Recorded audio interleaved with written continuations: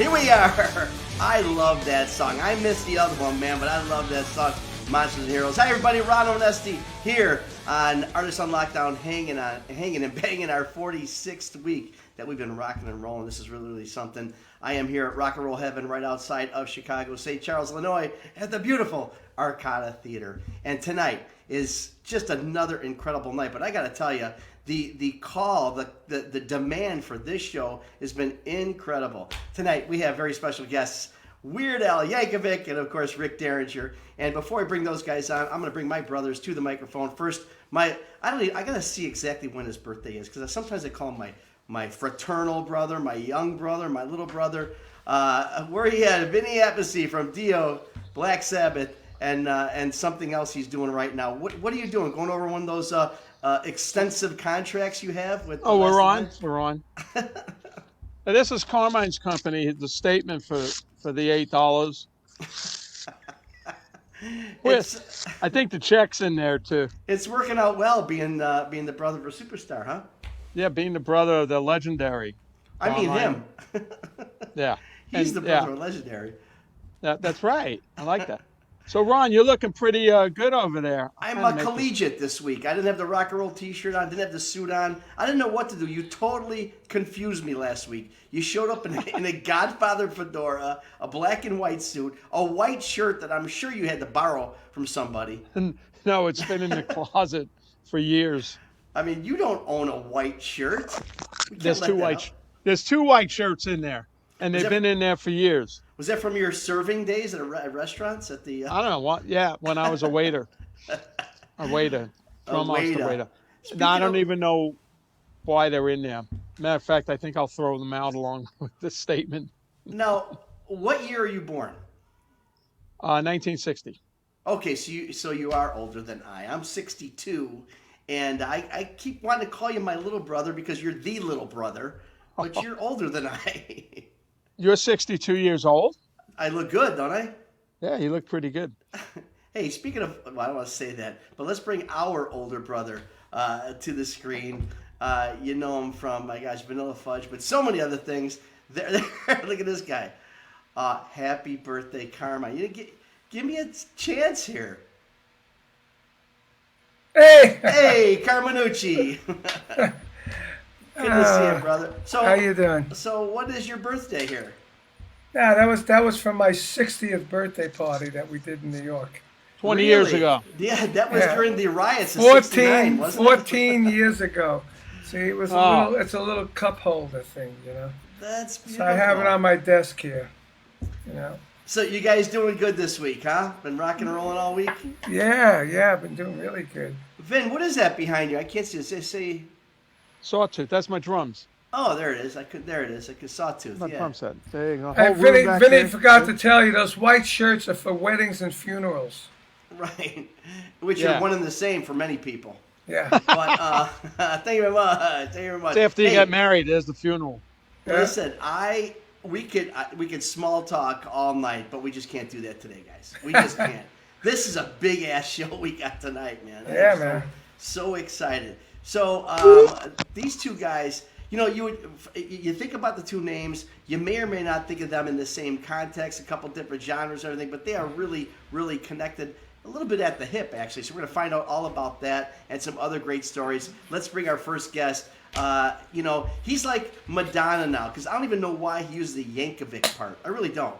I really don't know why. It's extra letters, and promoters like me, we got to pay by the letter sometimes in print. So I wish he would just go by our good friend, Weird Al. Come on. Hey. You know, that's a good point. You know, there's only a handful of people, you know, just by the first name. There's Cher, there's Bono, Beyonce, Al. I mean, right. What can I say?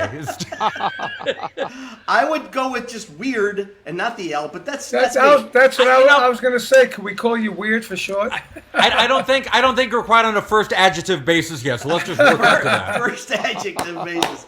I mean, you know, I can't even say it because you grow up and who aspires to be called like Weird Ron or Weird Vinny or Weird... Well, nobody Weird Ron. That's ridiculous. I know. That doesn't work at all. No, it doesn't scan. But Doesn't is work. that something you're like? I mean, it's hard to say. Yeah, I'm proud of that. Call me Weird Al. Wait, well, that was like a life dream of mine. That was just sort of an accident that became a career. They started calling me Weird Al in the dorms in college, and it was not meant as a compliment. You can see that. That's what I'm saying. I would think you'd have to go to therapy from that. Right. What do you call that? So I'm working. My whole career is just me working through the pain. Hey, there's nobody else called Weird, right?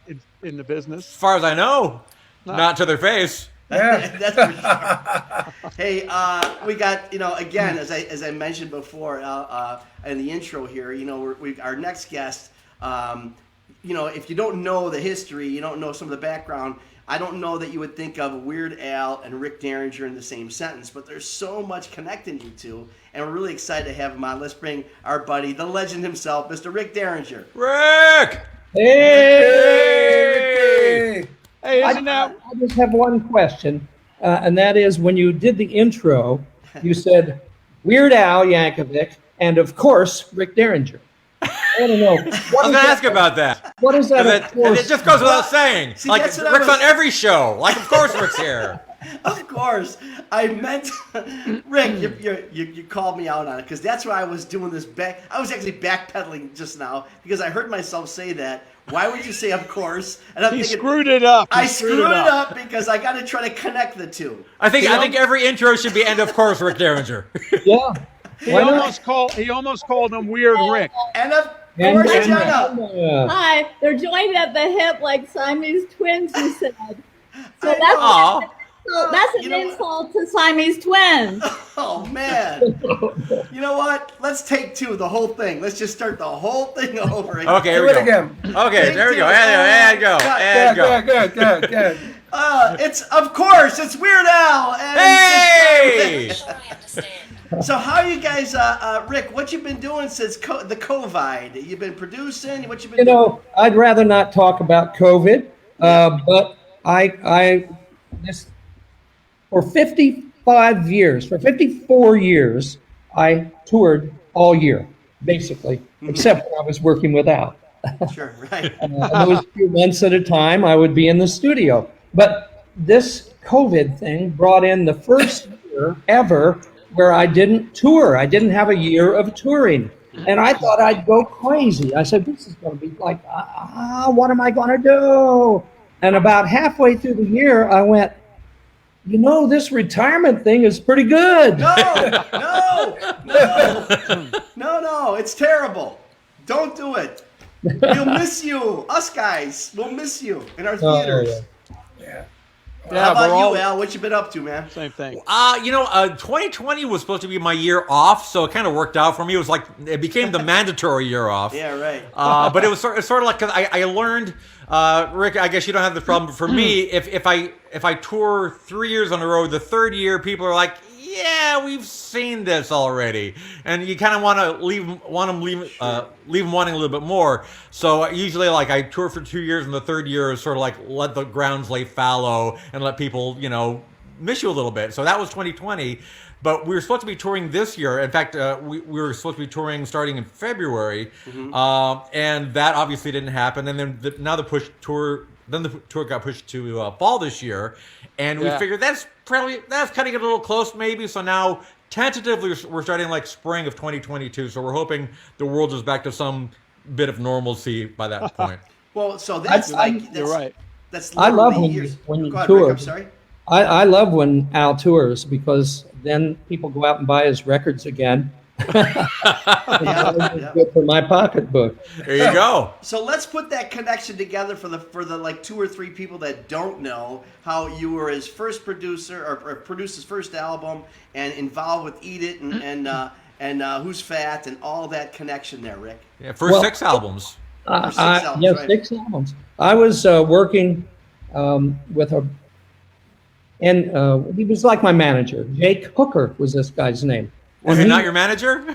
Well, he was sort of my I tell manager. everybody he's your manager. He was your manager.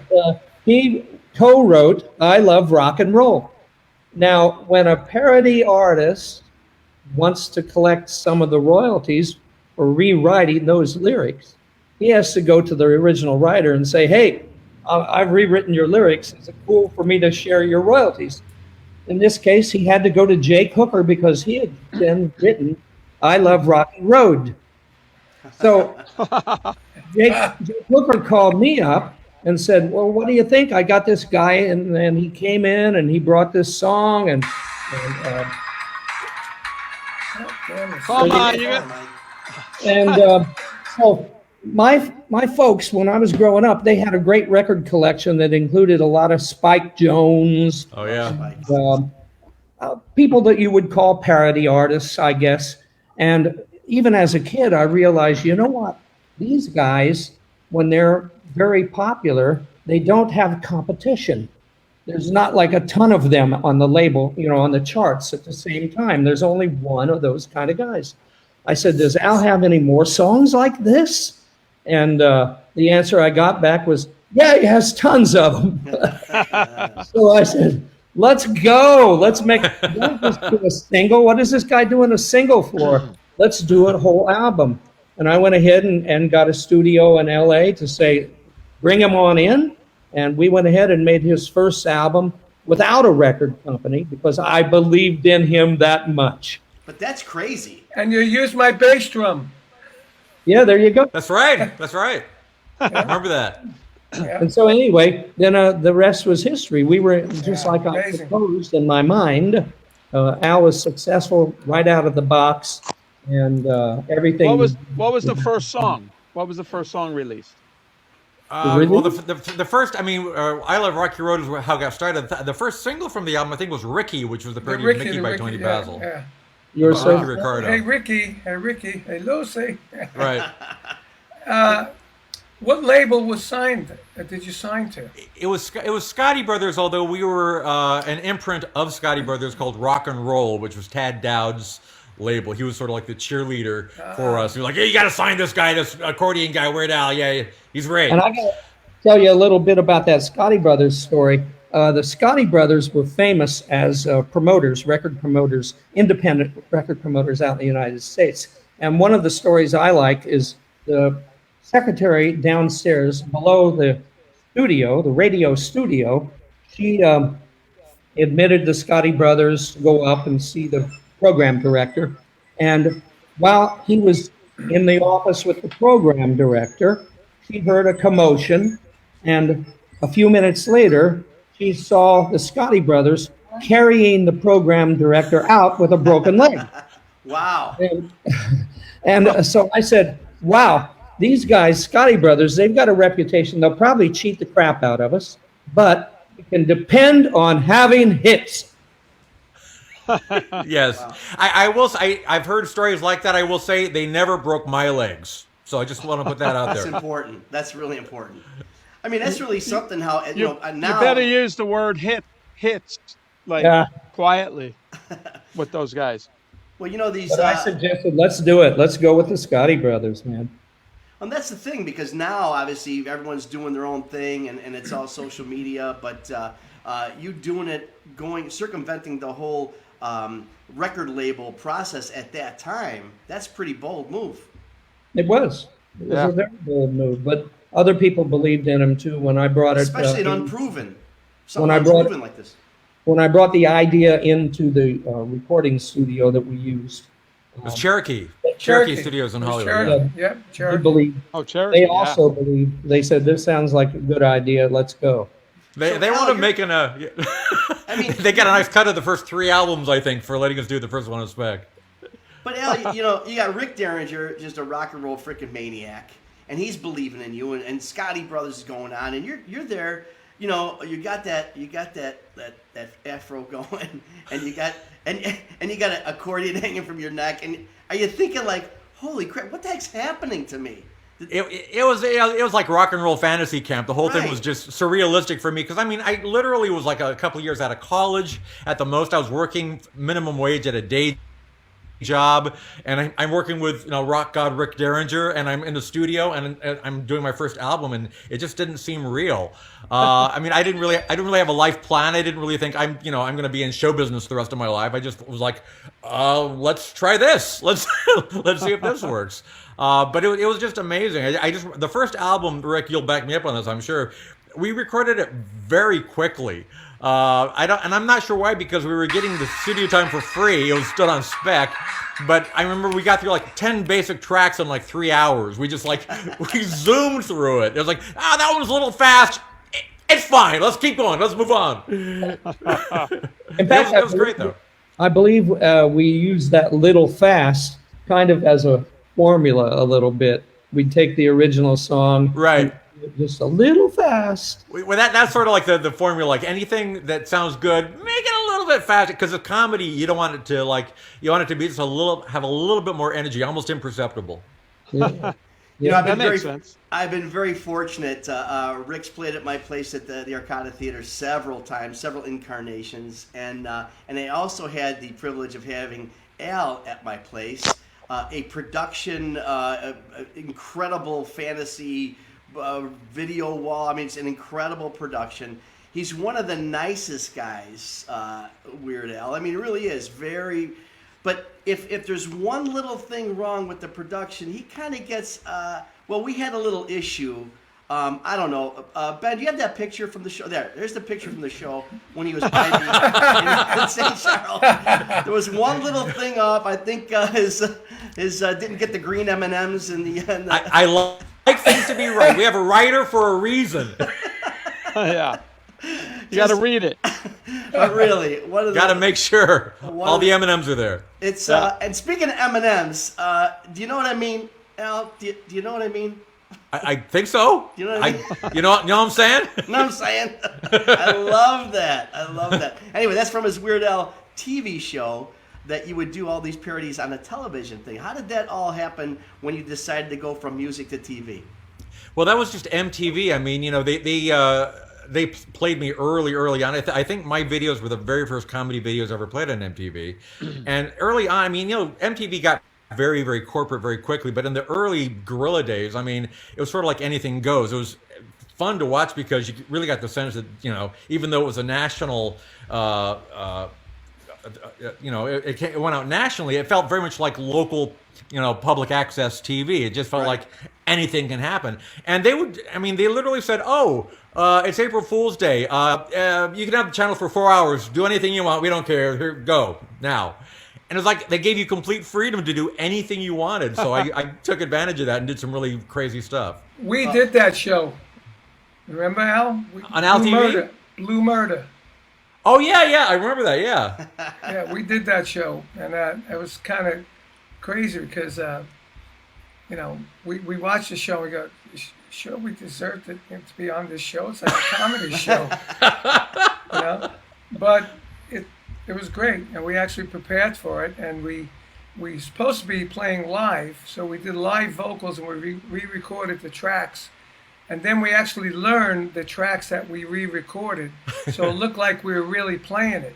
So to this day, people see it on YouTube. They think we played live on your show when all we had was live vocals. Huh. It's really incredible stuff. You're pulling back the curtain now. I mean, people shouldn't know this stuff. Yeah, that's right. Secrets. Hey, they did that when I did Shindig all the way back in the 60s. I did Shindig too. They recorded Hang On Snoopy the night before in the studio where the TV show was done, but they recorded it, and then you came in the next day and pantomimed to a live recording that you had previous night. It was pretty cool. Yeah. Well, since we're going back to the origins there, Rick, I mean, you're 17 years old. You've got, you got the number one song in the nation comes out, and you probably didn't realize the whole thing was happening. And the ironic thing is they're looking for a band to kind of emulate the Beatles. Is kind of like the structure they're looking for. You come on and do this, and ironically knock the Beatles out of number one. Well, they were looking for 4 young guys who were really talented, who were really naive, and they could really take advantage of us. That's how it turned out. Huh? That's the dream. That's the dream right there, boy. And how did that, but you're 17 and all of a sudden you're slapped in the face with the number one song in the country. We were number one, while Yesterday by the Beatles was number 2. We were in the same league with the Beatles. We did the whole Rolling Stones first tour in the United States on the plane with them. We toured the whole United States with the Rolling Stones. And we were, the people that we'd walk out of a radio station and there'd be hundreds of girls out there pulling our clothes. We did it. And then when I went and played with Ringo as part of the all-star band, people say, now you know what it's like to be a Beatle. I went, what do you mean? I knew what it was like to be a Beatle when I was a Beatle. That's a good one. We do a lot of, obviously, Amazing. We're all into our rock and roll. People know me from the rock and roll that I do, and you guys with rock and roll. Little known fact about me, Al, I am a huge Dick Contino fan. Oh, I knew that. Huge. I could tell by just the way you carried yourself. It's obvious. Lady of Spain, come on. I love that stuff. So Now, have you seen some of Dick Contino's album covers? I love these. If you go back, half of his album covers he's there with the accordion, and he's got beautiful women draped on his arms and legs, like he's like an accordion sex symbol. Which there hasn't been another one till I came around, of course, but no, he just showed that the accordion is just back then was like a very hip kind of sexy instrument, apparently. No, I would have stories with them. I used them 100 times. He would talk about it, that he would compare, as Rick was saying, that's what brought it to my mind. You're talking about being kind of on the same plane at the same time with the Beatles. He would talk in depth about being on the same plane with Elvis, that he was the Elvis of Tom Jones. Oh, totally. Wow. That's how I'm just telling you. That's what he would say. God rest his soul, right? Yeah. But what made you, so again, you've got the accordion hanging from you. Matter of fact, I don't know, correct me if I'm wrong, Al, it's either today or yesterday, 40th anniversary of you being on your first TV show with, was it Tom Snyder? Right, Tom Snyder. That was 40 years ago yesterday, yeah.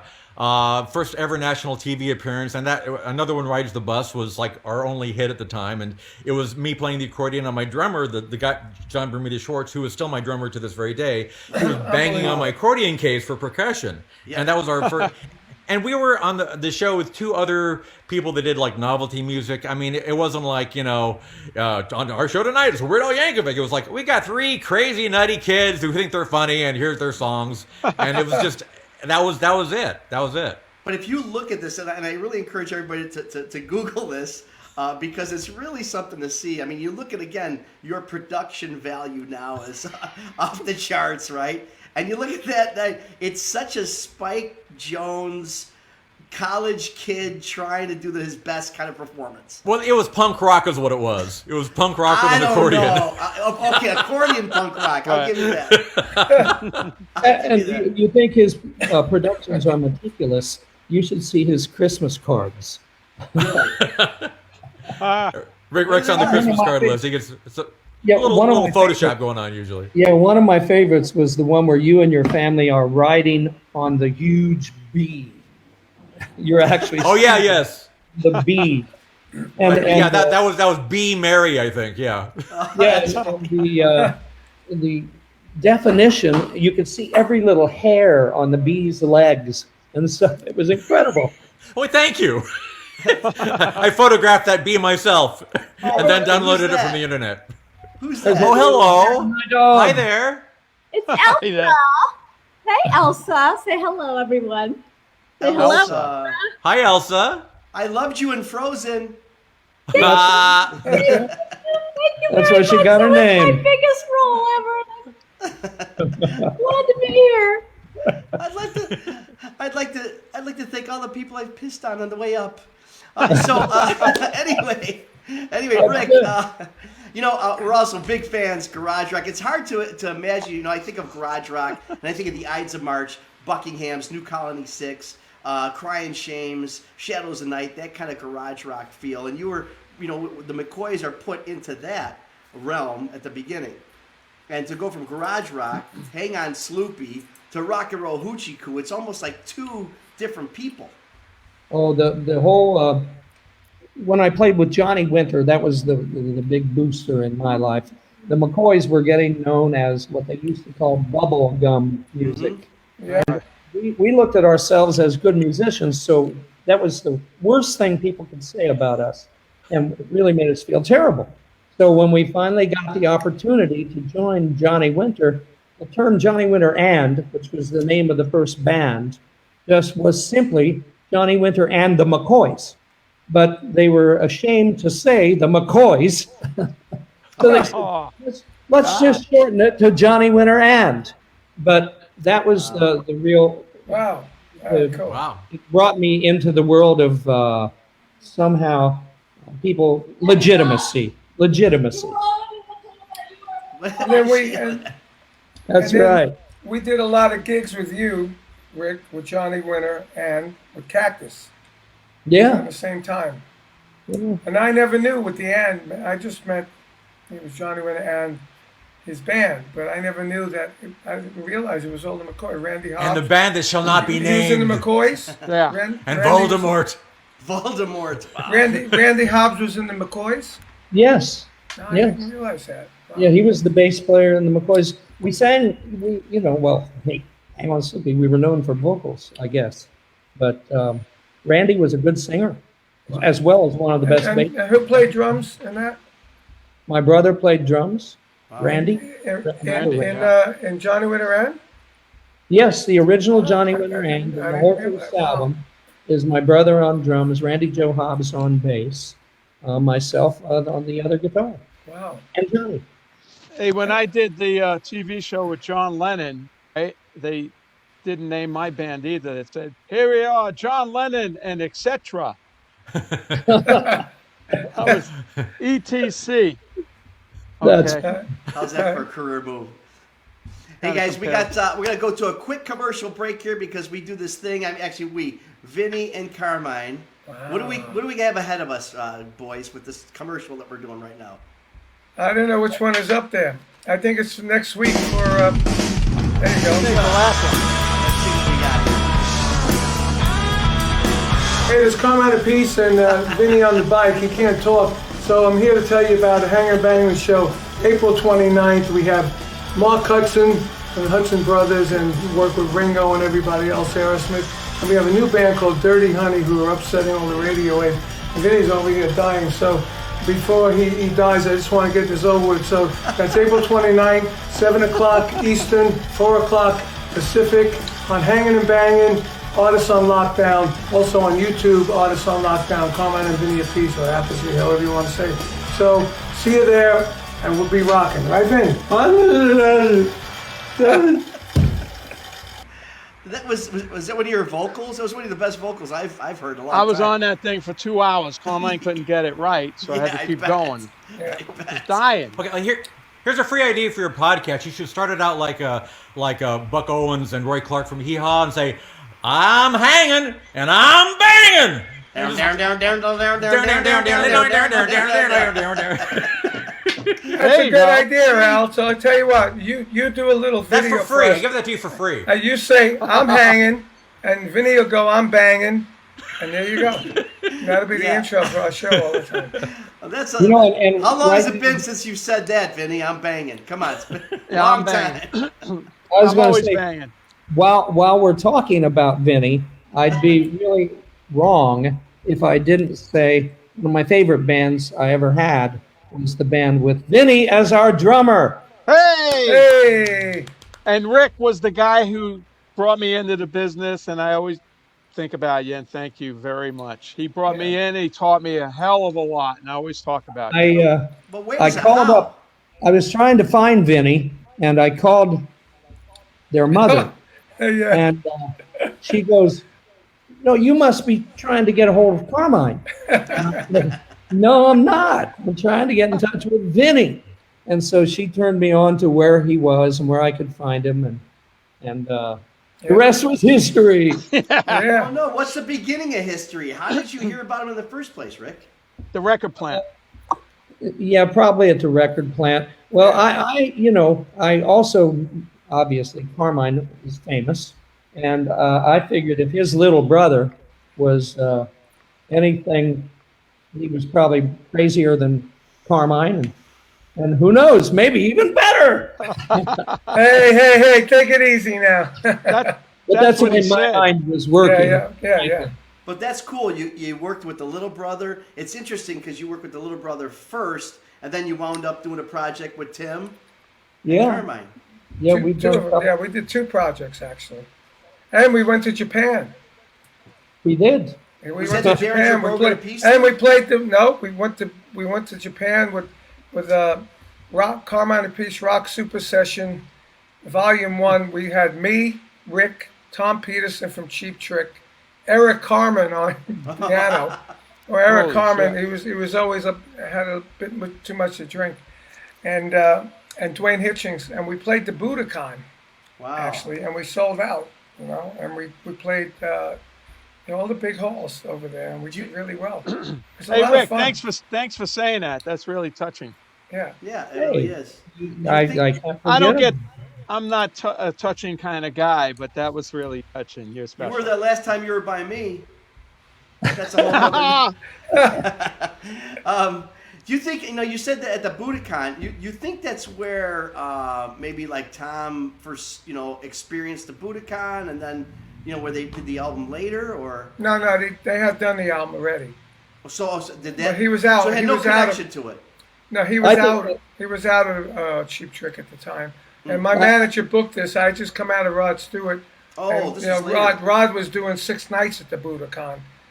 So, and I always had a good following there. BBA played the Budokan, and we always had a big following there. So when we went, it was just right out of Rod, and my album was coming out then, my first solo album, and it was unbelievable. Like what a great time we had.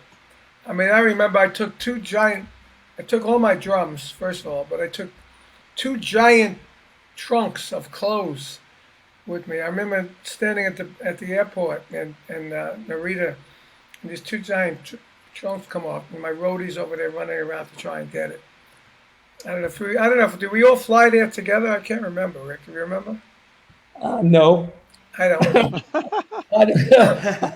Very vague memories of a certain. I remember I had to have 2 rooms because the trunks were so big they wouldn't fit in the Japanese rooms, which were smaller.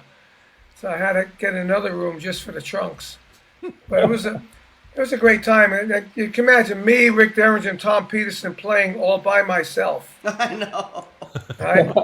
That was the killer one. And half the time, by the time that came around, Eric had a few too many, on the stage. Well, Rick, you're one of the rare. I mean, these guys, I have to tell you, between Carmine and Vinny, the amount of bands and projects they've worked on as drummers, so many people. I mean, it's countless. It really, really is. But you're one of the rare guys, I think. I mean, correct me if I'm wrong, guys. One of the rare guys that actually have done several projects with both of the guys. Yeah. What was totally. Yeah, I think so. So what was is there a noticeable difference? You're with Vinny, and then you were at Carmine. Like, wait a second, this is different. Oh, I'll answer for Rick. It was incredible what played with me. Carmine, not so much. Carmine is more dependable in some ways. Vinny is more of a rebel. We actually did B.B. King's club in New York City, and in the middle of the set, he hit the bass drum so hard that he got up and pulled the beater out, and he had bent the beater in half. So he's showing the audience the beater bent in half while the song is still playing. So I never saw Carmine do that. But he got that from me. and we used to play the song Rebel Rebel. Yes, we did. Right. Faster. It wasn't comedy, Al, but we played it fast. It's funnier. It's funnier that way. Yeah, it was funnier. Yeah. But I should, before we get too far gone here, I should say I really, really enjoyed working with Al. I'd go come out there to Hollywood, and I'd get to feel like I lived there for a few months at a time for 6 albums. And that's one of the things that I can brag about. I produced Weird Al's first 6 albums. Yeah. But what I don't get to tell people about is it pretty much destroyed my production career. Because Because how could you possibly live up to that after that? No, I'd get production. I'd get people come to me and say, we're looking to maybe you do our next album, and then they check into, oh, but you produced Weird Al's albums, and I'd go, yeah, they were all successful, they all did great, and they'd go, but you're a novelty producer. I'd go, what? I tell them the only novel thing about Al is how hard he works in the studio as compared to all the other artists I've worked with. Well, thanks, man. Well, did I at least help you get the wrestling album job?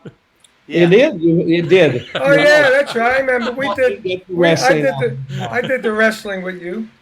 But how And did the that all? wrestling album produced "I Am a Real American," which is one of my biggest songs. over the Yep. Love it, love it, love it, love it. Hulk Hogan's theme song, but that's really that's yours. Two presidents have used it already, and several other politicians have used it as well. So it is more than just a wrestler's theme song. Yeah. Well, you wrote that song pretty much. That describes you. I mean, that's you. Real American. Well, I had a writing partner that co-wrote it with me, and we really just we had no idea it would be done on a wrestling album. We just wanted to write the most patriotic song ever. And when we finished writing it, we listened to it back, and we actually cried. We said, oh, this thing is fabulous. Because we thought it was the most patriotic song ever. So in some ways, even though Hulk Hogan still uses it to this day, it was a little bit of a letdown when we found that it's now a wrestler's theme song. As long as the residuals keep coming in, right? As long as they keep coming in. Thank you That's very much. right.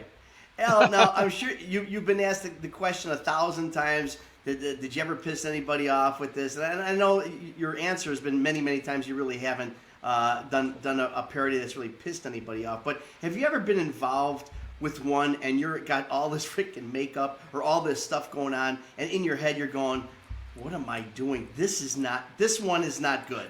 Has it ever hit you like holy crap? Like, I don't even like this one.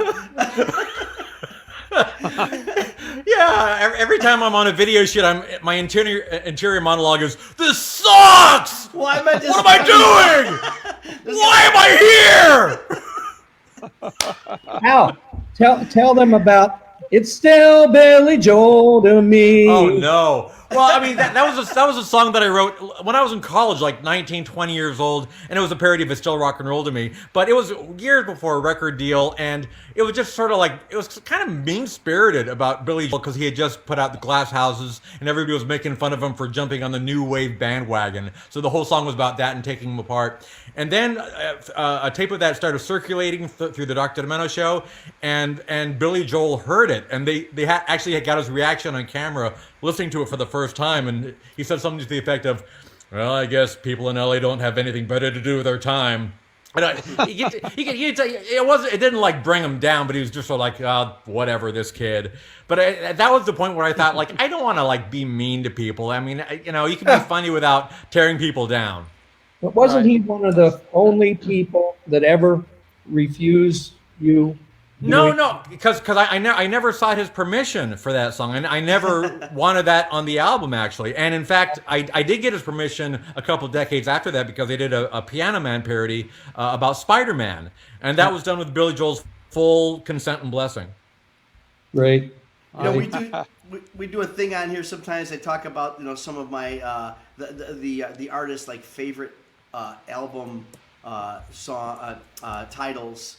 But I gotta say that it's a song title for you, but Mr. Frump and the Iron Lung is one of my favorite song titles. What is the story of Mr. Frump and the Iron Lung? It's hard. I wish I had my accordion here. I could give you a full demonstration. How do you not have your accordion with you? It's in the next room. Come on, I'd have to walk. But no, it's that was written around the sound that the air button on an accordion makes. Because like when you're using the accordion and you end a song and the bellows are outstretched, you can't just like mush the accordion together because that makes a loud noise. You have to press the air button. It's a nice, quiet, elegant way to close the bellows on the accordion. Yeah, it's a release. And a friend of mine in college, when I was using the air button, he said, "Oh, what is that? An iron lung?" And I was like, "Oh, wait a minute, this is a song." So I wrote the whole song based around the sound that air button makes. But what's Mr. Frump? Mr. Frump was just a figment of my imagination. I don't know where the name Frump came from. I was 16, 17 years old at the time, so I don't know. It sounds funny, Mr. Frump. Yeah, I loved funny it. name. It's a good name. I loved it. A lot of people, I don't know if realize just what a baseball fan you are, Rick. What, a baseball fan? Yeah, I mean, the project you did with Tom Seaver, who we just lost, unfortunately, but some of the things that the songs you did a version of "Take Me Out to the Ball Game," which I can't think of. Was it a real rock and roll version?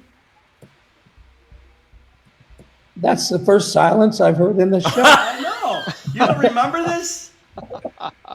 No. You did it with Tom Seaver. You did "Take Me Out to the Ball Game." He's done so much. Come on. Yeah, that's right. I can't even remember it forgot. all now. Well, trust me, it was I wonderful. do have No, Ron, that was Vinny. Oh, that was That was Vinny. Vinny? Okay. Me? That's even more I have an silence for it idea again. Vinny's a I- big baseball fan. Oh, yeah. I have an idea for a Love it. Weird Al album, and Yes. I'm not going to tell anybody now Oh, what because good is it then? Al would go ahead and do it without me, and otherwise one of you guys would go ahead and do it instead of me. So I'm going to wait till Al and I can speak in private at some point. I have a Okay. great idea, Well, and we you look forward to guys hearing about don't it. get to hear it. Oh man. Oh, man. Al, I was starting to talk about nobody's actually said no to you and all that stuff, but I can't imagine. I mean, did the Amish people, when we did Amish Paradise, how did that? I mean, what was that response? Well, the Amish people historically aren't big MTV watchers, so I'm not really sure if they ever saw it. I don't know. I don't know. I can't imagine. Through some grapevine, they heard about it or something. They might have during Rum Springer. They might have heard it, but no. I mean, I've never had any kind of Amish backlash. Let's say Amish. That's a great song name right there. I was never canceled by the Amish. Come on, that's a great song, Amish Backlash. Maybe that's Yeah. a band name. That sounds like a album right there, Rick. Right. That's Is that the album, my dear Rick? No, that wasn't it. No, Oh. that wasn't it. Rick. I always enjoyed the polka parodies. The polka. Oh yeah, Yeah, me too. always fun. It's amazing how you made polkas cool again, Al. I mean, you just did. Well, it was. I just thought that the juxtaposition of polka music and popular rock music, I thought there was kind of some kind of humor to be gleaned from that. And I mean, it came from when I was a teenager trying to get people to be in my high school band, and nobody wanted to play with me because they said everything you play with an accordion sounds like polka music. We want to play with you. And I was like, okay, well, I'm just gonna start being the polka rock guy. I got a question for Vinny. When was the last time you played a polka, Vin? I played poker, 5 card, 7 card. Hey, Al, is that your real last name? Is what my real last name? Yankovic. Not weird. Yeah, Yankovic. Yeah, Yes, it it is. is. Really? It is, It yeah, is? and people assume that I'm related to Frankie Yankovic, the Polka King. It was like, one of that's the right. most famous accordion players, and from the mid, people assumed I grew up in Cleveland because Frankie was from Cleveland. And Wow. as far as we could tell, no direct relation. I met Frankie a couple times. I had him on a Grammy special that I did like in the late 80s. Very cool guy. He was on my Christmas card list, Rick, as well, Frankie Yankovic. Wow, how cool was that? Passed away a couple decades ago, but he was an amazing guy. Was Dick Contino on your Christmas list? I played with Dick Contino on stage. He never made it that far. He did. I never had his email address. But I got to play with Dick Contino and Drew Carey and those darn accordions on, I think it was an American Music Awards. It was some kind of big show. And Drew Carey, of course, another big polka aficionado from Cleveland, wanted to support the accordion, so he had every accordion player he knew on stage at the same time. Well, Al, you now have my email and Vinny's email and Ron's email. So Yeah. There we go. I'm expecting Hey, some Christmas sort of card. cool card. You're there. And you know Okay. what, Al? You're a big star and everything, but we really didn't want to have you on this show until we found out about Mary Elizabeth Vivalda. Is this like the baseball thing? Yeah, Mary Elizabeth DeValga? Who's that? So Vivaldi, my Vivalda. mother. Yes, Vivalda. Okay, That yeah. one. Yes. Now you can get into my my bank account and you know my mother's maiden name. Well, no, the fact is you're Italian. What about what now? You've got Italian roots. My social security number 429. Yeah, I'm 1/4 Italian. My grandfather on my mother's side emigrated from Italy. So yeah. See, that's a big. You gotta understand, it's a big deal to us, Al. Yeah, Okay. like we found out Eddie Trunk was Italian. Yeah. 1/2. So Well, Trunk's a good Italian name. yeah. Well, that's because what you're put in. Hey, Al, what bank is that? Well, Cracker Bank, of course. Al, did you ever know, I'm sure you did, that Rush Limbaugh used Spatula City regularly on his show? I didn't listen to the show, but my aunt Dot, listened to the show for years, and I was told that was a regular part of the show through Spatula City, which I don't think he ever credited me for. He just played it like a real commercial. Yeah, that's exactly right. It would just be part of his in between. If you listen to Rush.com, where the commercials would be on the radio, he would have his own little show that he would run for 3 minutes or 5 minutes, whatever it was. And one of the things that was part of that little show was the whole entire Spatula City. And I always loved it. Yeah, this is cool, man. I remember when we were shooting that's from the UHF soundtrack, and it's in the movie UHF. And we didn't do CGI back then because this was like in the 80s. So we had an actual billboard for Spatula City, and we shot it in Tulsa, Oklahoma. But we actually had the billboard, and they didn't take it down after we were done shooting. So there was a billboard for Spatula City off the freeway in Tulsa, Oklahoma for like an entire year. People would be driving by Spatula City, next exit. It's a culinary experience, apparently. Yeah. Rick, you know, back in the day again, who is that? You know, you got a good head on your shoulders there, Rick. Yeah. A beautiful co-writer wife, Jenda. There's Jenda. Hi, everyone. Did I hear Al? I missed seeing you last time. It was great. Did you have an Aunt Dot? Yes, I had an Aunt Dot. Me too. I have an Aunt Dot. Oh, the same one? The same one. Wow. Are we related? We are, and my granddad's twin brother, identical, was Albert Hall, so he was in 2 Beatles songs. Nice. Oh, Yeah. Albert Hall. I got Uncle Dash. I don't Albert know. Hall. That's a good name. This is a funny show. I like. I would just go by Al Hall in that case. Yeah. Okay. Al Hall. Nice. Weird Al Hall. Yeah. Yeah. Rick, speaking of weird, I'm still Hall right now, but I'll be Derringer next week after 24 years together. You know, that's funny. That's funny. Wow. I was married 2 other times, and the first one, after we divorced, kept the name Derringer, and even though she got remarried, kept the name Derringer. And the second one kept the name Derringer after she was remarried too. So this is the first wife I've ever had that we've been together 24 years, and she didn't take the name Derringer. Because I'm not to bride him, you know, and that's really blow to the balls to keep the ex-husband's name when you get remarried. Well, The next guy, you know, that's not nice either. And I just didn't want to use the name Derringer because I wanted him to know I love him for him. oh my goodness. But Yeah, isn't you were your on name- an album cover, Well- weren't you? Yeah. well, it Sarah? Isn't it Sarah? talking about ex-wives with the name. I got about 5 of them running around L.A. with my last name. They all use it. Oh, you poor thing. It's interesting how a sentence. It's just interesting how a sentence starts when you start a sentence with, you know, this is the first one of my wives that. You know, it's just kind of an interesting. Well, this one right here saved my life, frankly. God bless her. Yeah. God bless her. I was toward the end of my tenure with Al. I was on a trajectory that wasn't good. It was a downward spiral that usually ends in people's dying.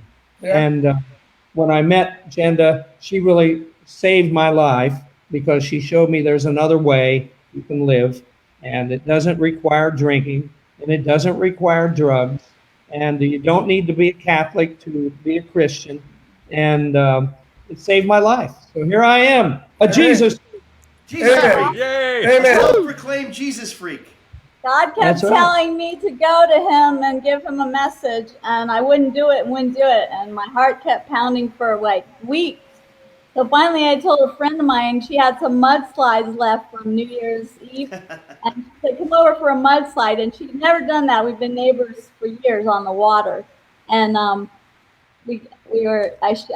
sold her some houses, and she sold me some houses, and anyway, it all slid out with a mudslide. I said, well, I met Rick Derringer a few months ago, and he wants me to talk to him. And she said, you got to go to him. So I had to go to his next show from Sarasota to Fort Lauderdale. And then I gave him a message. I never tell anybody this. I gave him a message, and I said, I have no idea what this means, but whatever. Hey, you're telling a lot of people this now.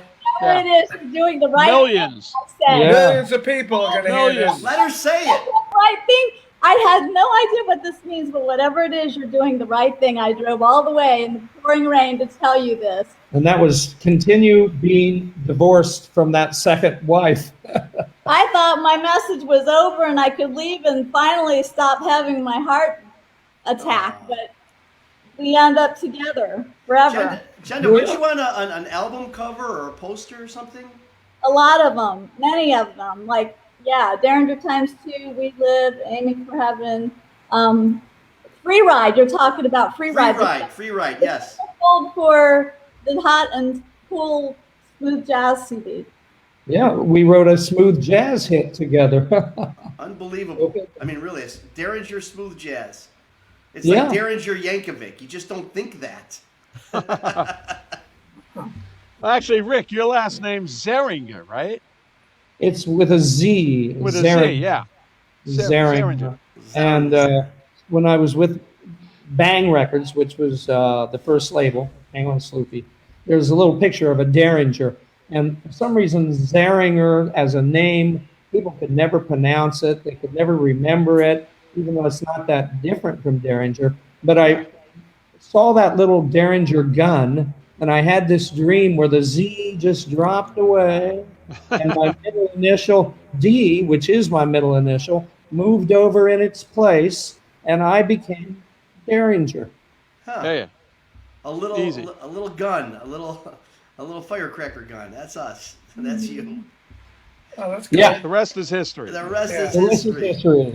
So Al, I also know that you never got a chance to work with Prince, and obviously it's probably gonna be a little difficult now. But if you did, Yeah, I think so. Yeah. not for Al. No, not for Al. I'm Maybe sorry. Al could do it. Not for but Al.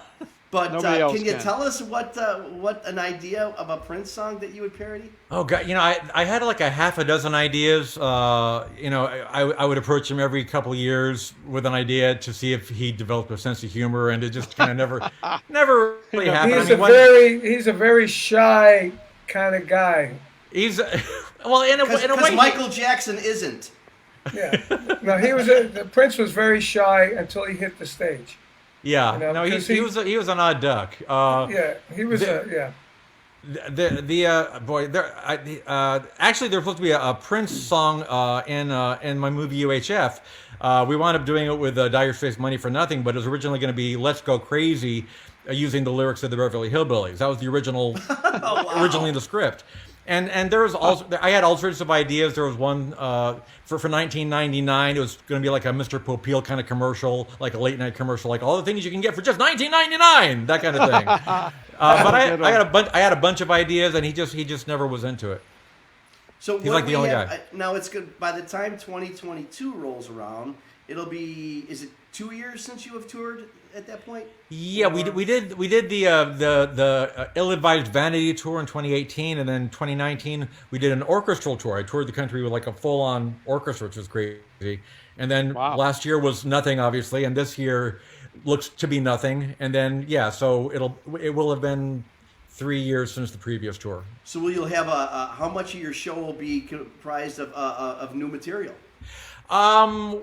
Don't know. I mean, I'm not doing a lot of new material right now. I thought that once I'd fulfilled my album contract, I'd feel a lot more free and more creative. And instead, like Rick, I'm finding out that doing nothing is fun. Yeah. So I don't know. There might be some new material, but it's mostly going to be pulling from the back catalog, I think. When you go into 7-Eleven, you go into the grocery store, I mean, do you ever find that you have to put on the rubber nose and the black glasses and a baseball hat? Do you have to do that? Well, that doesn't work, because if I do that, people go, "Oh, look, it's Al with a rubber nose," you know. But the thing is, I live in Los Angeles, where people don't flip out at you for, like, you know, they're sort of used to seeing semi-famous people in the street and other grocery stores. So it's not like I have to, like, you know, monitor my garbage and make sure that nobody's stealing it at night. I mean, people don't. You know, sometimes on the road, if I'm in pockets of the country where they don't see celebrities that often, then it becomes more of a thing. But LA, it's really not critical. Yeah, I wore the rubber nose with the mustache and everything. People thought I was Carmine in the grocery store. Oh, man. Thank you, Vin.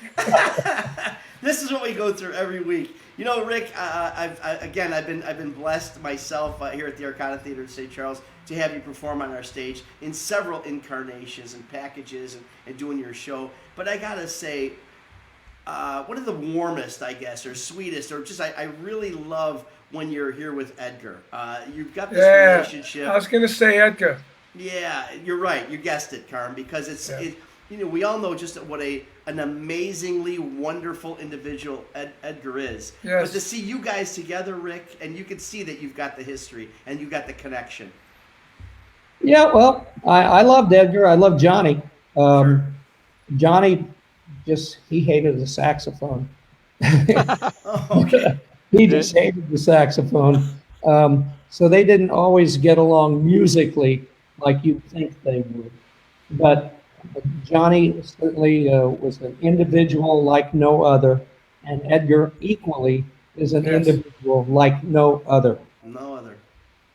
He really is one of the sweetest guys. And you guys, you know, again, we just appreciate so much what you guys have given us. I mean, I think to myself, I'm on the other side of the coin. You know, I put on the shows and bring you guys in, and I look at you guys, all four of you guys actually, and Jenna too, and I marvel. I mean, I'm not blowing smoke up your guys' skirt here. I marvel at the creativity and the products that you've given us and the lives you guys have touched.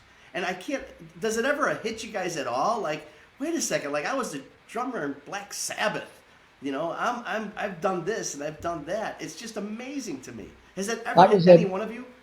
I was at a table one night having dinner on the road with a show where there were 6 or 8 really famous guitar players there. And we were all sitting at this dinner table, and it just dawned on me. I said, you know, the 6 or 8 of us, however many there were, I said, we are just blessed. We are blessed like no other. Guitar people can play their whole lives and never get the opportunities or the skill that we all have. And it just came from God. It's something, we can't claim it necessarily as ours. We didn't have any special desire desire we had, but we didn't work as hard as a lot of people. It just came to us because we were blessed by God with that ability. And it's amazing. I told them that, and they all agreed. No other way to explain it. It's true. Well, you know what? You guys are blessed with talent, and we as fans are blessed with you guys. Thank you so much for joining us on Hangin' and Bangin' this week, where every Thursday night we talk to some of the biggest people, rock and roll entertainment, with my brothers, Vinny and Carmine. We'll see you guys next week. Don't forget, you got to smash that like button, smash that share button. You'll see us on Spotify, on iHeartRadio, on our YouTube page. Share it, get it out there, because we are at our 46th episode, coming up to 52, our 1-year anniversary. We got to do something on 52. I don't know. I can't make the 52nd one. I think we have 52 guests. I'm out of town. Let's just have quick vignettes from 52 guests. I mean, Al and Rick, I'm sure would love to be a part of it. Oh. All right, guys. All the best to you, Al. Really, Yeah, thank man. you very much. Thanks, Al, Al. thank you, Rick. dude. Thanks. We'll see you see you next guys. week. See ya. Thank you, Artists guys. on Lockdown. Thank you. Hanging and banging. Good night, See you everybody. later, guys. Bye-bye. Bye. Bye-bye. That was fun.